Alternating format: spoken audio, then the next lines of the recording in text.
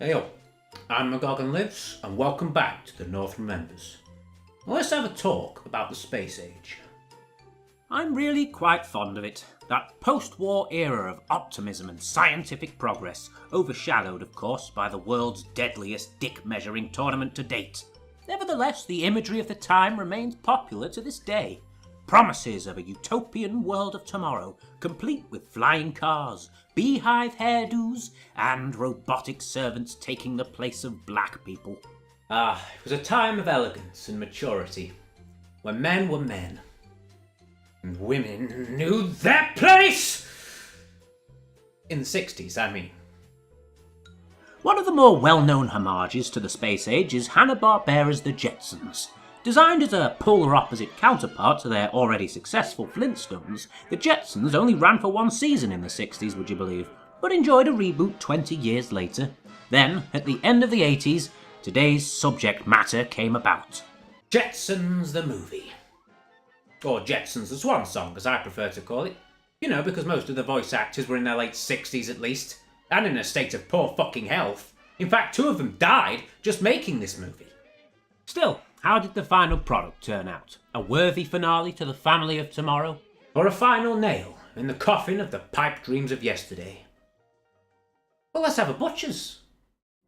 We open with, well, industrial sabotage. Probably those pissing trade unionists again. The writers definitely got that right about the future. This is a bit of foreplay, foreshadowing of course, and afterwards we're treated to the classic opening.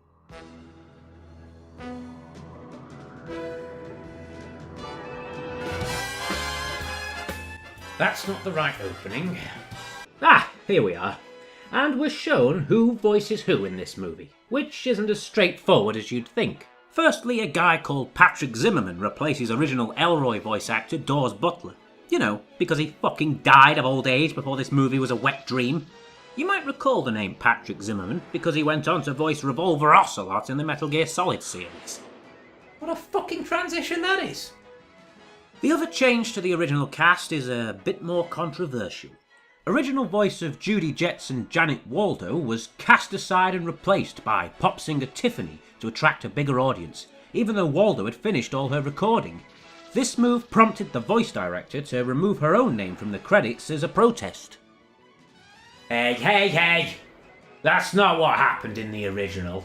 Just because it isn't politically correct anymore doesn't make it any less funny. Or true. So after some early computer animation, we arrive at the Jetsons' house.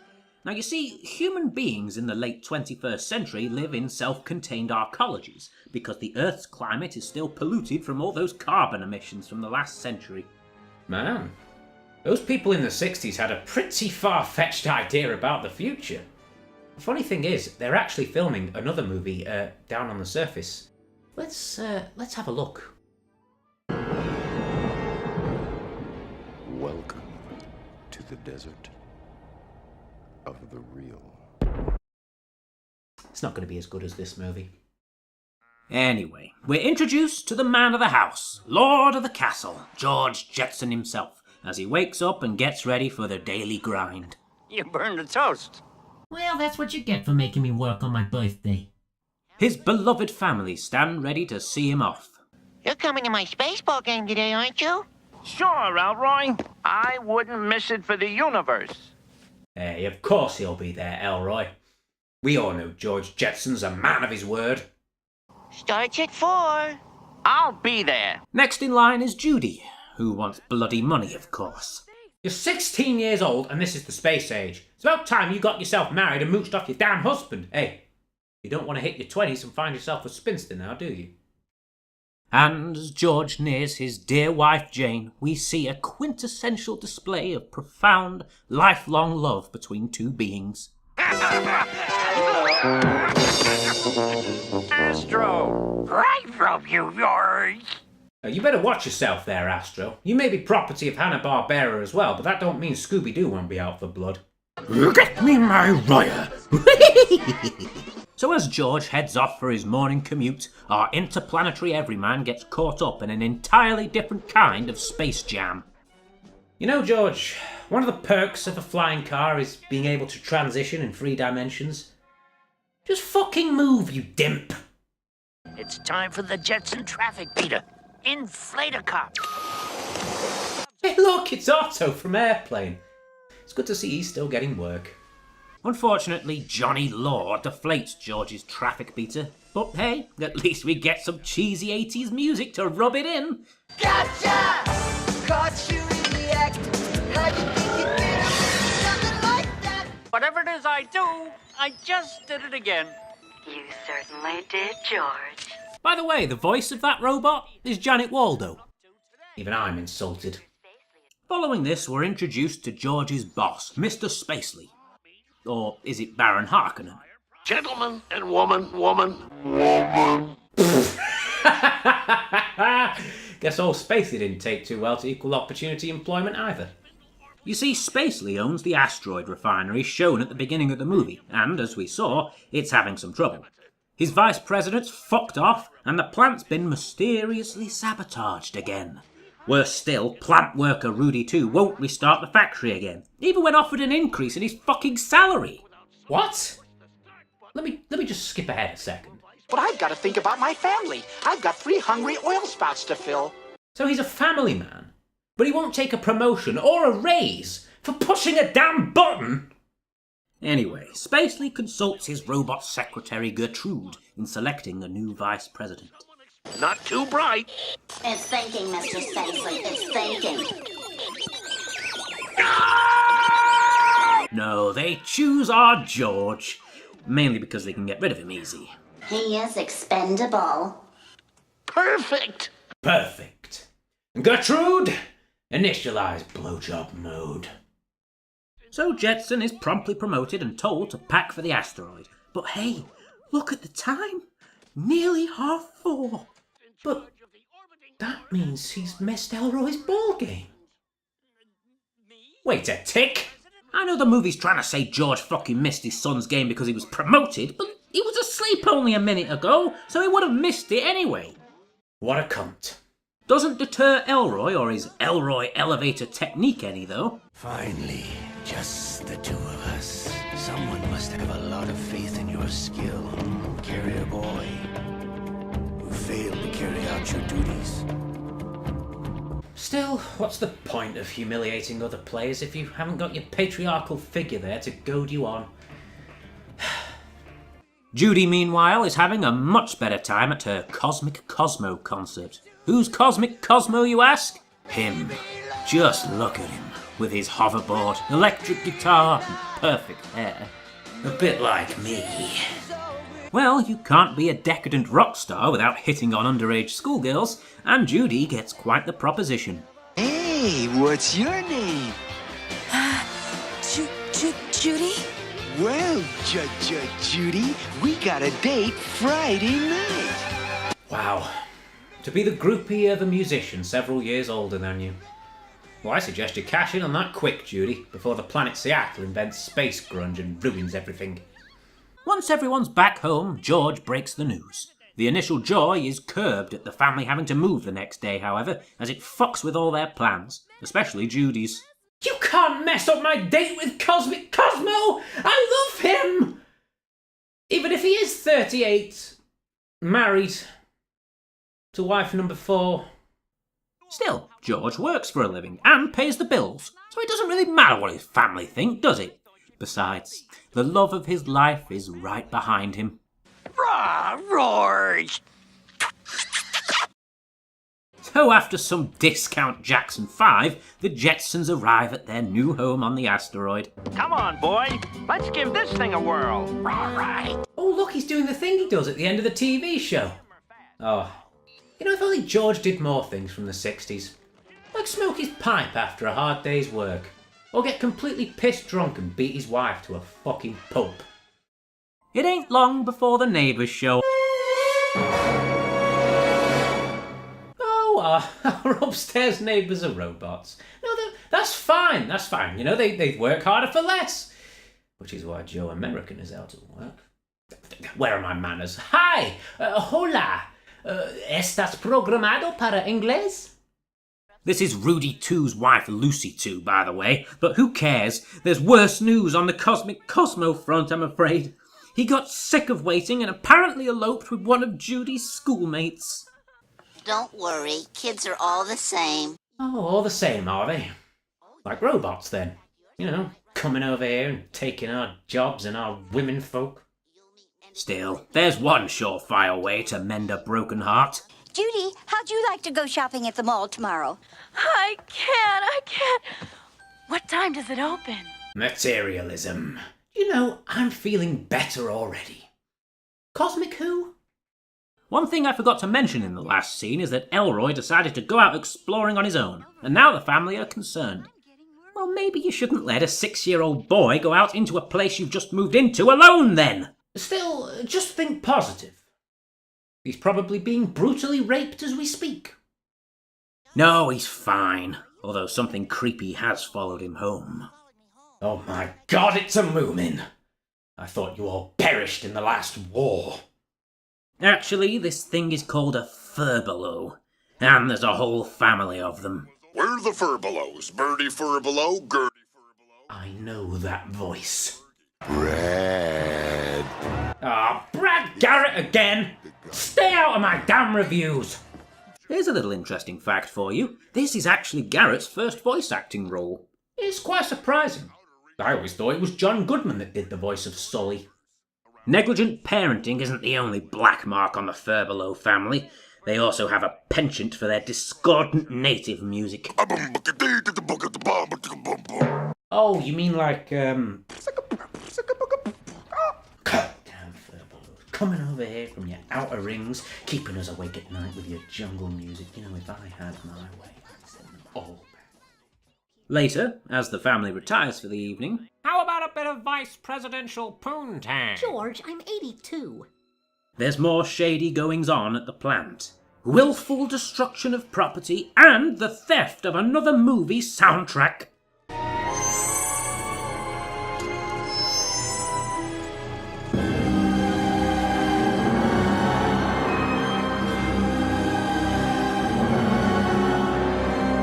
Well, should make for a fun first day anyway. No time like the present, George. Get up. Girl, if ever the going got rough. Actually, George is flung into his new luxury car. It even has its own voice. No traffic? No gridlock? No Skyway patrol? Speed limits are for cars, not the Gadget Mobile. Once at the factory, George meets Rudy 2 from earlier. And, this movie being from the start of the 90s, they can't help but indulge themselves in the hip, new music genre known as rap. Yes, we rock it while we're rapping, and we're rocking and rolling, and we rock it, the sprockets to Space League. Yeah! Available in all good music stores. Motherfucker. Meanwhile, the women are at the mall. Because of course they are. Let's play a game. It's called Who Can Spend Their Husband's Money the Fastest? There is actually a funny moment in this bit where there's a store selling vintage furniture from 1990. Well, bravo, movie. A few more like that and you'll start being genuinely entertaining.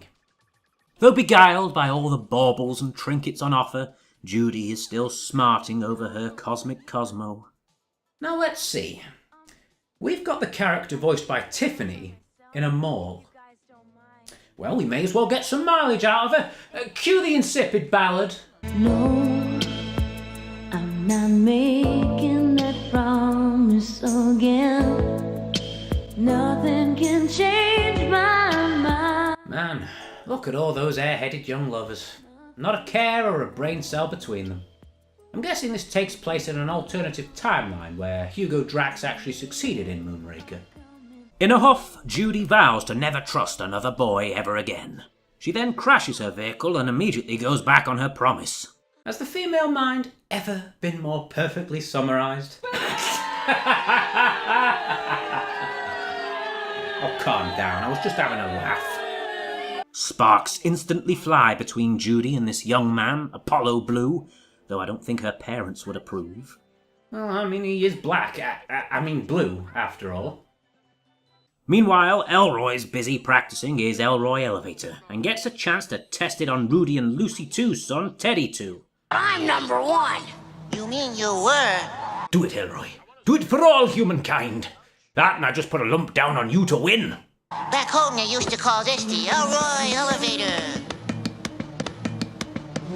Sadly, Teddy 2's grasp of this game is longer than Elroy's. What? Fuck! I think your elevator is out of order. The reopening of the factory is kind of a big deal, so there's a bit of a to-do on for George as he restarts the plant. In the celebration, the two families attempt to reconcile the two rivals. Well, they're not doing as they're told. Well, don't worry, ladies. The 60s had a way of dealing with this sort of thing. Boy, you better start spooning with that walking washing machine or you're going to get the taste of leather.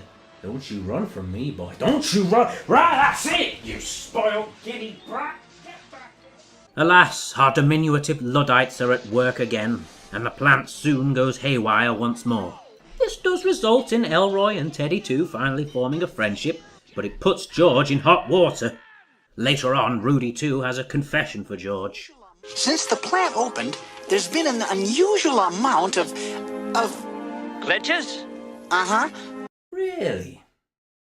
And you didn't think that telling George, your boss, would be a good idea? Your kid nearly died today, you despicable cunt! Weird, huh? The next day, George turns the factory back on, without fixing anything first, because he's a fucking half-wit. And what did you think was going to happen exactly, you fliddermite?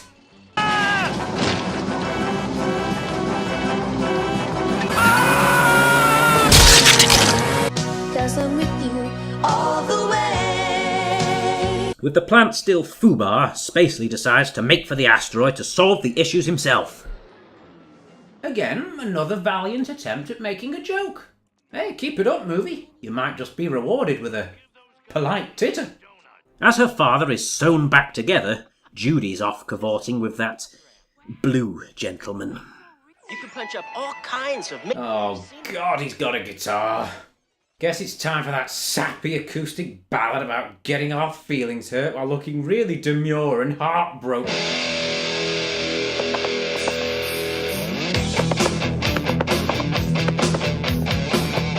With its howling guitar and catchy riff. This isn't a ballad. This is too metal to be a ballad. Alright, let's cut the shit. This movie is clearly more 80s Jetsons than 60s Jetsons. You needn't look further than the soundtrack for proof of that. Now, while the rest of the music is the typical 1980s dreck, oh, this song, You and Me it's called, is simply amazing. I'm dead serious. It's fucking phenomenal. I mean, it even has an inventive music video to go with it. Now, I'm not saying it's a masterpiece, but if you're like me and you enjoy cheesy 80s hair metal, I seriously encourage you to go and have a listen to the full song. I'll put a link down in the description. It's even better than the one used in the movie. Fucking awesome. Getting back to the review, as George recovers, Rudy 2 explains that the plant is being sabotaged, not breaking down, and that George is presently the 5th vice president the asteroid has had. Again, well done on keeping your boss informed, Lugnut. Sure would have helped telling him this when he first started. Worse still, as George, the man, pledges to go back to the factory at night and catch the saboteurs, Rudy 2 wusses out. Here's his excuse from earlier. But I've got to think about my family. I've got 3 hungry oil spouts to fill. Why don't you go with George to the plant, apprehend the criminals, and then get the plant running again? You can't feed your family on excuses now, can you? Never send a robot to do a human's job. Overhearing this, Elroy and Teddy 2 also vow to unravel this mystery. Yeah, how's it feel knowing your son's got bigger balls than you, Rudy? Astro the dog wants to pitch in and all, but he's needed at home. Mom needs you here. You've got to look after her. Exactly. I mean, she's a woman. She's too clumsy to be left by herself. She'll end up burning the place down. I mean, that's why you, the family dog, have a higher place in the social hierarchy than her. That night at the plant, George is ready. Ready to spring. And promptly falls asleep in his chair.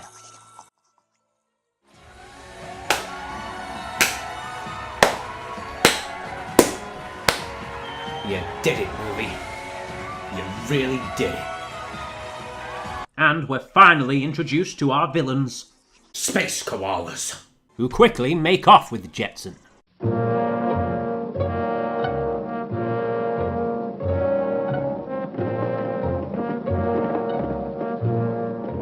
Outside, Elroy and Teddy 2 are looking for a way into the plant. Grab my ankles. I'll show you my elevator. Oh. I guess old Teddy 2's a bit of an early developer.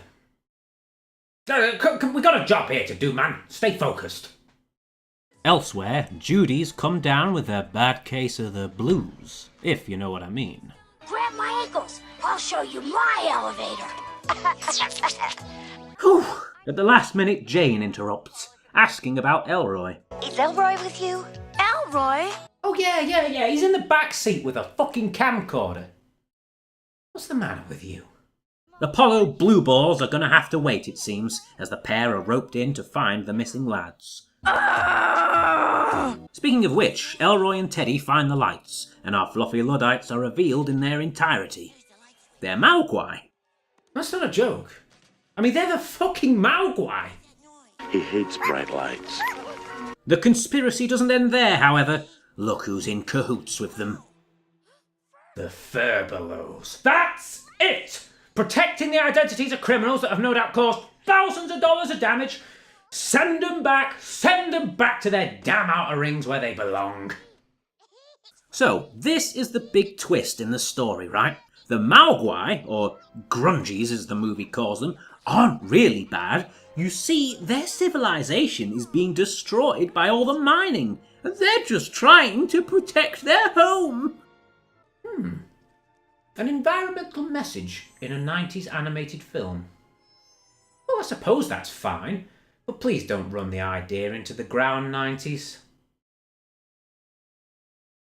As Elroy demands proof of these spurious claims, Judy and Apollo show up. Well, look what we've got here. Well, look what we've got here. I don't know or care. I just wanted to put my blueberry in your sister's muffin. So they head down to the CGI asteroid and meet the rest of the damn Grungies. Seeing that their claim is true, the group resolve to do something. But what?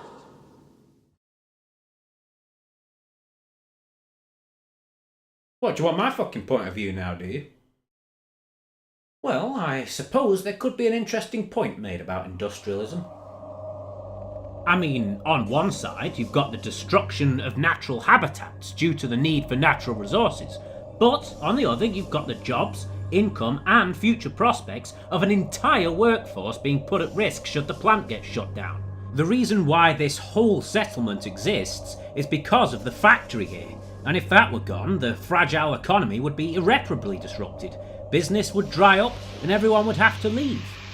But what I really think, however, is that this movie just wanted an environmental message to preach, even if it doesn't make sense in the long run.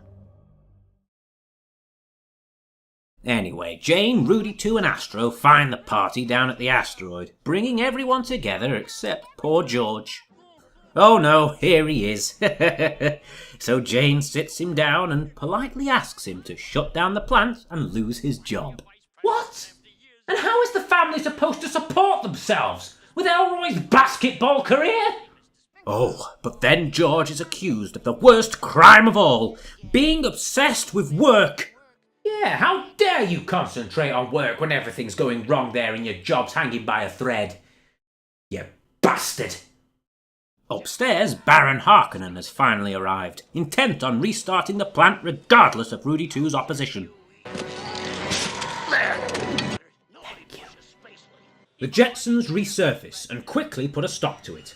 George gives his boss, who apparently knew about the Grungies from the beginning, which just adds to the already copious amount of plot holes in this feature, a piece of his mind. You money-grabbing, insensitive, lying old goat! Why the fuck is Spacely just standing there and taking this shit from an employee? So the Jetsons strong-arm Spacely into finding a way to keep the plant running without destroying the Grungies' habitat. Can't you find it in your heart to reach a compromise? Well, I believe that I can. Jetson, I hired you specifically because you are expendable. So, you're fired. Now you two girls, I know these fluffy creatures have left you all argumentative and hysterical, but I have a cure for that. Vouchers for them all! There we go. Go shopping and forget about this whole thing. It's cute when they try and think for themselves, isn't it? You know, your boy's looking a bit soft there, Jetson. I think a stint in the mobile infantry will do him the power of good. Hey, don't worry, Scout. I'm sure they've got basketball on Clendarthu. As for you, the person of peculiar pigment, are you a blue-collar Caucasian American male? No? Well, fuck off then. Ah, this little toaster oven must be Rudy Two's lad. My name may be Teddy too. So, that just leaves these hirsute little monsters. I think it's best if we move them to a reservation. I mean, they can open casinos, drink firewater. It'll be good for them. God, am I a genius? I mean, God, am I a genius? Gertrude, I won again. That means we're getting freaky tonight. And I mean vacuum cleaner nozzle freaky. Of course this doesn't happen. Instead, the plant is converted to recycle old sprockets instead of mill new ones. Oh yeah, recycling's known to be a huge money maker. Man, this plant's going to be about as successful as Michael J. Fox playing a game of Operation. Still, at least we've industrialised the savages, so it's not been a complete wash. George, feeling proud of himself, expects a promotion. But Spacely makes his only sane decision in the movie and busts Jetson down to his old position, meaning the family are going back home. So, as they load the car, Judy says her goodbyes to Apollo, who hands her a tape of You and Me. Some dude might turn it into a hit. Maybe Cosmic Cosmo? Or maybe McGogan-Lives. Wink, wink. Actually, I wouldn't hold out hope if I were you, Apollo, old chum. You're not even shown on the movie poster. Cosmic Cosmo's shown, and his part was negligible. Hell, even the grungies are shown, and they're supposed to be a fucking secret. Elroy, too, is saying his somber goodbyes. You're pretty good. Maybe someday we'll play on the same team. But leaving's still hard. Yeah, it is. I know. Man, I think that was George at his most empathetic. Yeah, I know. It is. I got fired because of you. Get in the fucking car. And so the Jetsons mount up and head home, waved off by all their new friends. And that's the end. And this being the start of the 90s, we close with a fresh, hip rap made especially for the movie. What's so long, everybody? Yes, it's sad, but it's true. So that's that. Jetsons the movie. My final verdict? Well, I have decided to establish my own rating system, especially for the North Remembers, the shite or alright meter. So, where does Jetsons the movie figure on this remarkable new review stratagem? Well, it's what I call a teeth dryer. It's gotta be somewhere in the middle. It's an amiable swan song to one of animation's less prodigious families, or at least it was! Though it's let down by the meaningless half-hearted environmental messages and the crappy attempts at slapstick. Not to mention having voice actors George O'Hanlon and Mel Blanc passing away literally during recording, leaving a black mark on the final product. It has its moments though, the occasional good joke, and of course that fucking outstanding song. In conclusion, would I recommend watching this movie? Nah mate. It was received poorly by critic and audience alike. And I hear the plot of this film was lifted from an old Star Trek episode, and even if it wasn't, it's still a very run-of-the-mill story for the time. What I do recommend, however, is You and Me. It's the best thing to come out of this movie by far. I'm serious, give it a listen to sometime. I've been McGogan-Lives. Cheers for watching. Join us next time and we'll go on a splendid new expedition. Come on, you bastard!